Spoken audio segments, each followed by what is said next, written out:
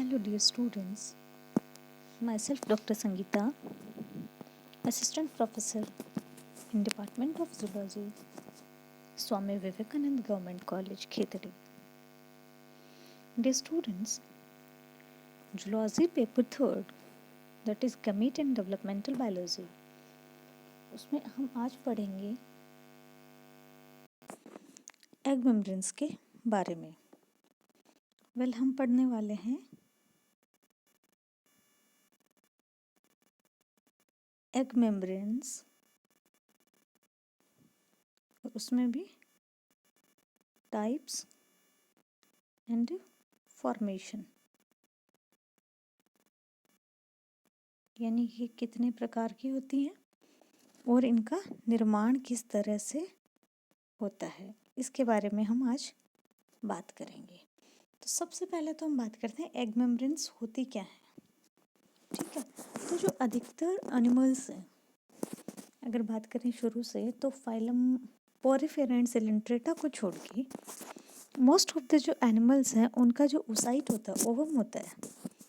ठीक है, उसका मैचुरेशन या कंप्लीशन तब तक नहीं होता है जब तक उसकी जो प्लाज्मा मेम्ब्रेन है, ओसाइट इज ए सेल और हर सेल के बाहर प्लाज्मा मेम्ब्रेन होती है ना, तो उसकी जो प्लाज्मा मेम्ब्रेन है ओसाइट की, उसके बाहर जब तक कि कोई एक्स्ट्रा एनवलप्स नहीं लग जाते हैं तब तक ओसाइट का मैचुरेशन कंप्लीट नहीं समझा जाता है।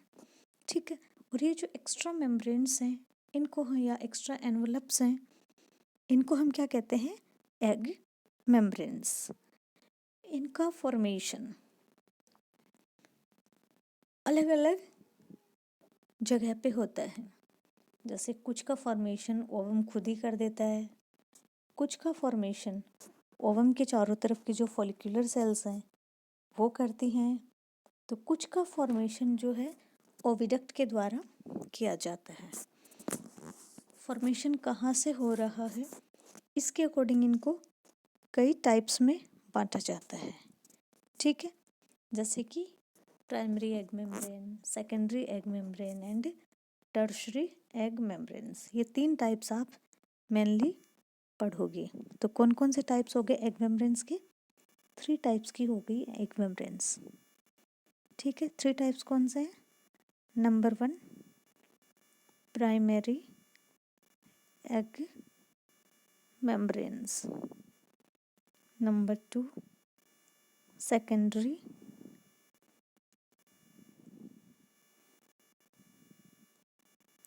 Egg membranes and number 3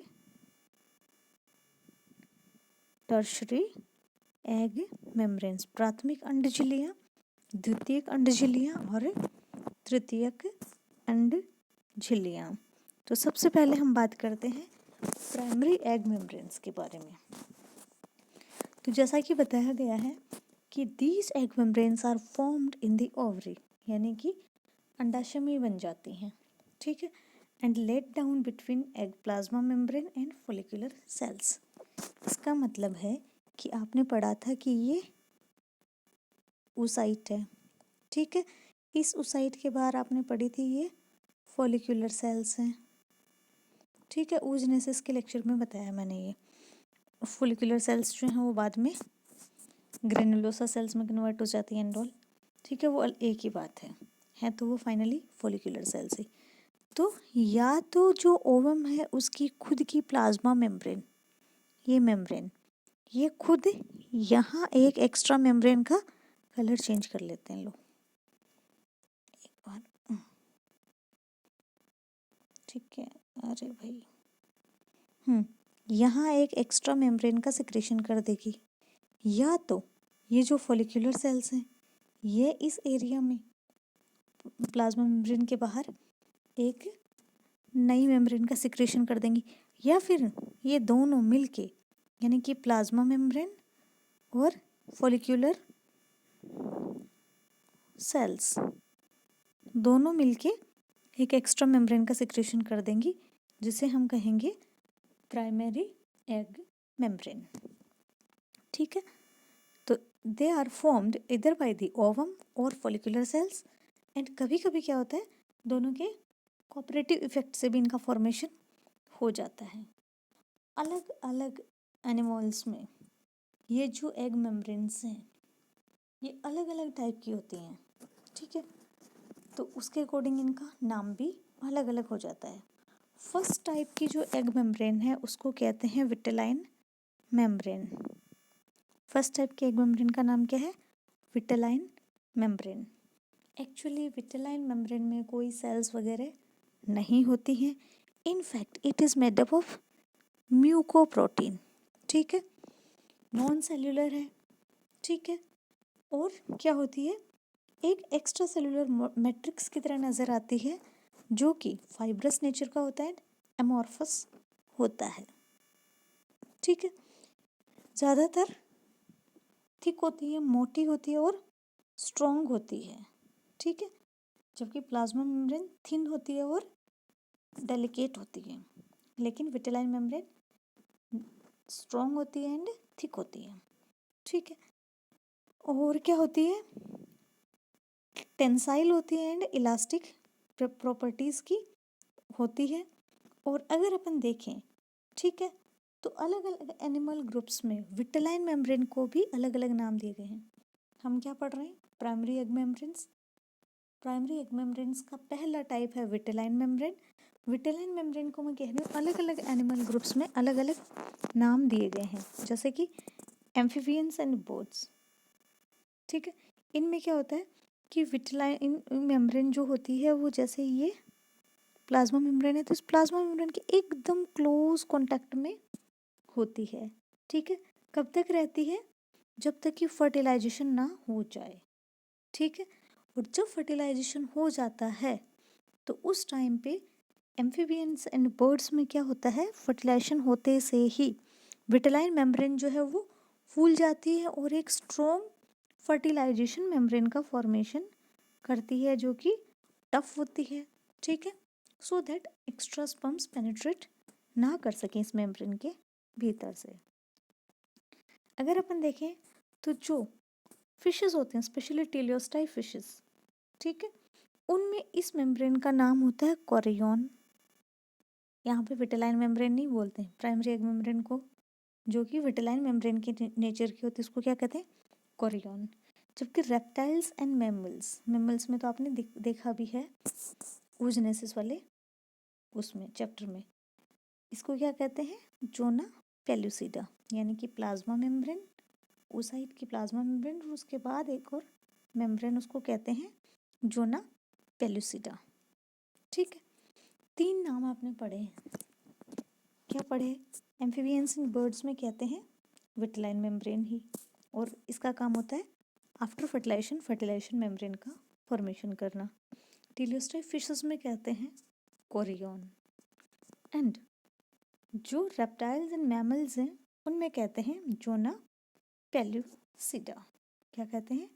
zona pellucida. अब बात करते हैं सेकंड टाइप की प्राइमरी एग मेम्ब्रेन की, जिसको कहते हैं जोना रेडिएटा। विटेलाइन मेम्ब्रेन के बाद दूसरा नंबर आता है zona radiata. It is the primary egg envelope of shark fishes, कुछ एक बॉनी फिशेस, ठीक है, कुछ एम्फीबिया और कुछ रेप्टिलिया।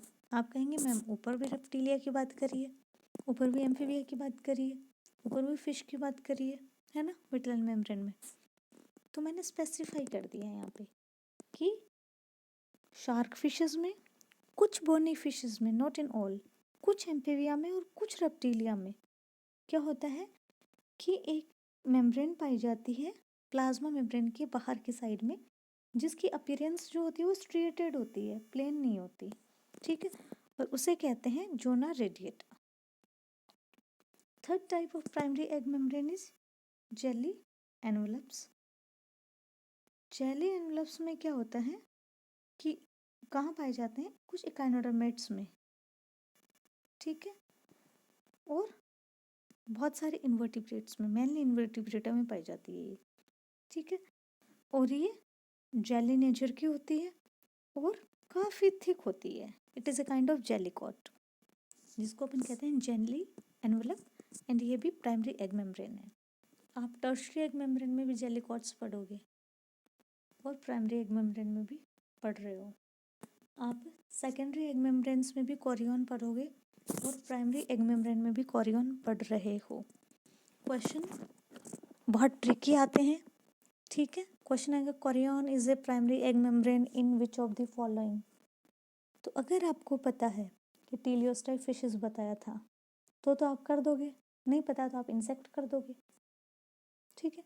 अगर मैंने बोला कि jelly envelope is an primary egg membrane in which of the following, तो अगर वहाँ पे एम्फीबिया भी ऑप्शन में है और वहाँ पे इकाइनोडर्मेटा भी है या फिर कोई और मराइन इन्वर्टिब्रेट का नाम है, तो अगर आपको अच्छे से याद है कि मराइन इन्वर्टिब्रेट्स एंड इकाइनोडर्म्स, ठीक है, उनमें जेली एनवेलप्स जो प्राइमरी एग मेम्ब्रेन थे, जबकि एम्फीबियंस में तो टर्शरी थे, तो आप कर दोगे क्लियरली। सो एग्जाम्पल्स अच्छे से लर्न करने हैं along with the names of the egg membranes and there types. तो ये तो हो गई इसकी बात।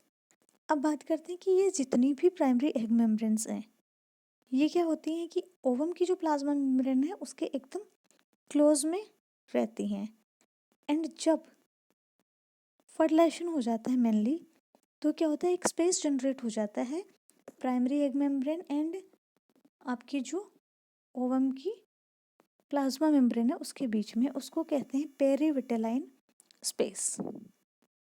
तो क्वेश्चन ये भी आ जाता है पेरीविटेलाइन स्पेस इज फॉर्म्ड बिटवीन, ठीक है, ऑप्शन होंगे plasma membrane of oocyte and primary egg membrane, primary egg membrane and secondary egg membrane, या फिर plasma membrane and secondary egg membrane. किसी भी तरह से ऑप्शन आ सकते हैं, आपको एग्जैक्ट आंसर पता होना चाहिए। फिर एक टर्म आती है माइक्रोपाइल। क्या होता है माइक्रोपाइल? तो माइक्रोपाइल जो होता है वो एग मेम्ब्रेन में एक छोटी सी ओपनिंग होती है, छेद होता है, ठीक है, प्राइमरी एग मेम्ब्रेन में, मैं कहूँगी सेकेंडरी में भी देखने को मिलेगा आपको आगे, ठीक है। और ये जो स्पेस है, अगर अपन प्राइमरी एग मेम्ब्रेन्स की बात करें तो ये एनिमल पोल की साइड में भी हो सकता है और वेजिटल पोल की साइड में भी हो सकता है। अलग अलग एनिमल्स में अलग अलग जगह पाया जाता है। फॉर एग्जाम्पल इकाइनोइडिया एंड पाइसीज जो हैं उनमें ये जो है वो एनिमल पोल की तरफ पाया जाता है, जो कि आगे चल के जिस हिस्से से एनिमल पोल बनेगा, ठीक है, ड्यूरिंग क्लीवेज। और मोलस्का जो होते हैं उनमें ये प्रिजम्पटिव वेजिटल पोल की तरफ पाया जाता है, ठीक है। और माइक्रोपाइल से होके स्पर्म जो है वो एंटर करता है एग के भीतर, ठीक है। अब बनने का रीज़न अलग अलग होता है, जैसे कि अगर एनिमल पोल की तरफ पाई जाती है तो वहाँ पे इसलिए नहीं बन पाती है कंप्लीट प्राइमरी एग मेम्ब्रेन, क्योंकि उस एरिया पे फॉलिकल सेल्स अटैच्ड रहती हैं। तो जहाँ फॉलिकल सेल्स अटैच्ड है वहाँ पे मेम्ब्रेन नहीं बन पाएगी, इसलिए वहाँ पे एक छेद रह जाता है। जबकि वेजिटल पोल की साइड में जिन एनिमल्स में पाया जाता है उनमें उस पर्टिकुलर एंड पे जाके जो एग मेम्ब्रेन है वो प्लाज्मा मेम्ब्रेन से अटैच हो जाती है, इस कारण वहाँ पे एक पोर रह जाता है। यह है अलग अलग एनिमल्स में अलग अलग तरह से बनने का रीज़न। फिर सेकेंड टाइप एग मेम्ब्रेन्स अपने पास आती हैं सेकेंडरी एग मेम्ब्रेन्स, ठीक है। सेकेंडरी मेम्ब्रेन्स जो होती हैं वो सीक्रेट जो है वो प्राइमरी एग मेम्ब्रेन के बाहर की तरफ सीक्रेट की जाती हैं। कौन सीक्रेट करता है? फॉलिकल सेल सीक्रेट करती हैं। साइड के चारों तरफ जो फॉलिकल सेल्स थी वो प्राइमरी एग मेम्ब्रेन के चारों तरफ एक और मेम्ब्रेन सीक्रेट कर देती हैं, उसे हम कहते हैं secondary egg membranes. Secondary egg membrane जो है वो काइटिनस होता है, यानी काइटिन का बना होता है, ठीक है, surrounding the eggs in insect, ascidian and cyclostomes, ठीक है, और इसे कहते हैं कोरियन। जबकि जो टीलियोस्ट फिशेस होती हैं उनमें जो कोरियन था वो प्रोटीन का बना हुआ था एंड पॉलीसेकेराइड यानी म्यूकोपॉलीसेकेराइड का बना हुआ था और ओसाइट के थ्रू सीक्रेट किया जा रहा था, यानी कि वो क्या था? Primary egg membrane. जबकि इंसेक्ट में कोरियन क्या है? Secondary egg membrane. और कौन सीक्रेट कर रहा है? फॉलिक्यूलर सेल्स और काइटिन का बना हुआ होता है। क्वेश्चन ऐसे भी आ सकता है, Korean in टेलियोस्ट fishes is made up of, ठीक है, और वहाँ पे ऑप्शन आ जाए काइटिन, ठीक है, तो वो गलत हो जाएगा। आपको आंसर क्या करना है, protein and म्यूकोपॉलीसैकेराइड्स।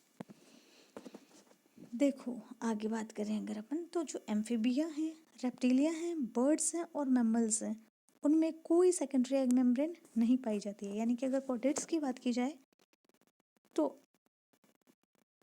Amphibia, reptilia, birds and mammals में कोई भी जो है सेकेंडरी एग मेम्ब्रेन नहीं पाई जाती है, ठीक है। तो फिर क्या पाया जाता है, इनमें पाया जाता है कि कभी कभी, स्पेशली मैमल्स की बात करें अपन, तो इनमें क्या होता है कि जो ग्राफिन फॉलिकल्स होती हैं वो जब रप्चर होती है तो उस टाइम पे जो ओवम है उसके चारों तरफ प्राइमरी एग मेम्ब्रेन बन चुकी है, और उस प्राइमरी एग मेम्ब्रेन के बाहर की तरफ कुछ फॉलिकल सेल्स उसके साथ अटैच होके आ जाती हैं। और ये जो फॉलिकल सेल्स है ये कॉलमनर शेप की होती हैं और रेडियली अरेंज्ड रहती हैं इन ए सिंगल लेयर, ठीक है। और इससे कहते हैं corona radiata, which actually is not an egg membrane, ठीक है। और ये जोना पेलुसिडा के बाहर की तरफ पाया जाता है, लेकिन ये ट्रू मेम्ब्रेन नहीं कहलाती है क्योंकि इसकी जो सेल्स हैं वो कुछ टाइम बाद ही एग की सरफेस से पील ऑफ हो जाती हैं जब एग ओविडक्ट से पास होता है, ठीक है। तो it is not a true secondary membrane. So question आ जाए कि secondary membrane is present in mammals, तो आंसर होगा नो। और क्वेश्चन आ जाए is corona radiata a true secondary membrane, तो ऑप्शन होगा नो। अब बात करते हैं टर्शरी एग मेम्ब्रेन की, तृतीयक अंड झिल्लियों की। इनका सिक्रीशन किया जाता है ओविडक्ट की जो सेल्स होती हैं उनसे, यानी कि जब वो एग जो है वो फेलोपियन ट्यूब से पास हो रहा होता है तो उस टाइम पे इनका सिक्रीशन किया जाता है, ठीक है। The tertiary egg membranes involve albumin layer. अलग अलग तरह की टर्शरी एग मेम्ब्रेन होती है, ठीक है। या तो एक एल्ब्यूमिन की लेयर हो सकती है, या फिर जेलिकोट्स हो सकते हैं, या फिर हार्ड शेल्स हो सकते हैं, ठीक है, या फिर शेल मेम्ब्रेन हो सकती हैं। अलग अलग तरह के होते हैं। फॉर एग्जांपल जो ओविपेरस जो शार्क होती हैं एंड जो रे फिशेस होती हैं, स्पेशली इलास्मा ब्रंकाई, उनके अंदर क्या होता है कि एग के चारों तरफ एल्ब्यूमिन की एक लेयर बनती है, ठीक है, जो कि हॉर्नी कैप्सूल की तरह कॉम्प्लिकेटेड सी शेप में रहती है। और इसके जो हॉर्न्स हैं उनका बड़ा इंटरेस्टिंग रोल होता है कि जब एग ले डाउन कर दिया जाता है पानी में, तो जो मराइन जो वीड्स होती हैं उनमें ये एग्स को टेंगल करके रखते हैं हॉर्न्स, ठीक है। और इनका सिक्रीशन होता है ओविडक्ट की जो शेल ग्लैंड्स होती हैं उनसे, shell gland of oviduct in sharks and elasmobranchii. Second जो है वो अपन बात करते हैं एम्फीबियन वगैरह की, ठीक है। तो इनमें क्या होता है कि जो ओविडक्ट है वो एक uniform layer of albumin, not एक, many layers of albumin which are uniform in nature और अपीयरेंस सिक्रीट करती है, and it looks like a jelly, not in beginning but later on when it absorbs water then it looks like a jelly, ठीक है। तो back to back several layers of albumin जो होती हैं वो deposit की जाती है एग के चारों तरफ, ठीक है। जो सबसे अंदर की जो लेयर होती है, अब ये जो 3 लेयर डिपॉजिट होती हैं एक्चुअली इनकी अपनी स्पेसिफिसिटी होती है, काफ़ी पिक्युलरिटी होती है। जो सबसे अंदर की जो लेयर होती है थिन होती है और सबसे ज़्यादा विस्कस होती है, और जो सबसे बाहर जो लेयर होती है वो वाइड होती है और वो काफ़ी ज़्यादा फ्लूइड टाइप की होती है, जबकि जो मिडल लेयर है उसका नेचर इन दोनों के बीच का होता है, neither too much thick nor too much thin, neither too much viscous nor too much fluid, बीच का इंटरमीडिएट नेचर होता है।